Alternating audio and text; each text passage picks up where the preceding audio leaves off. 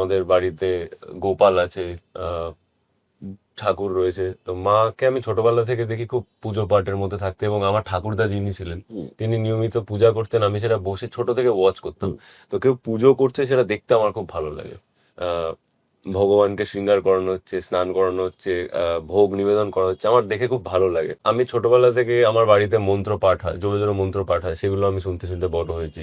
সেটা হনুমান চালিসা বলো বা গীতা পাঠ বলো, মা গীতা মানে পড়ে বা হনুমান চালিসা পড়ে, সেটা আমি জোরে জোরে পড়লে শুনতে পাই, বাকি নবগ্রহ স্তোত্র।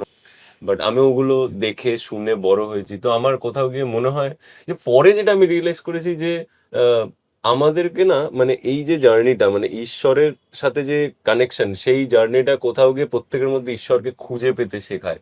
মানে সেটা হয়তো আমার মধ্যেও আছে, সেটা ওই নিজেকে চেনা বলে না, বা আমি যখন নিজেকে উপলব্ধি করতে পারবো, সেটা সব থেকে মানে বলাটা সোজা কিন্তু সব থেকে কঠিন। ওটা যেদিনকে হয়তো করে নিতে পারবো আমরা সবাই, সেদিনকে আর কোনো প্রশ্ন থাকবে না, যেটাকে বলা হয় ভগবত প্রাপ্তি। তো প্রত্যেকটা মানুষের মধ্যে সে একইভাবে বিরাজ করছে। মানে কোথাও গিয়ে আমরা প্রত্যেকে আত্মা সেই পরমাত্মার সন্তান অংশ, মানে সেই যদি গোটা শরীর হয় আমরা তার হাত পা এরকম।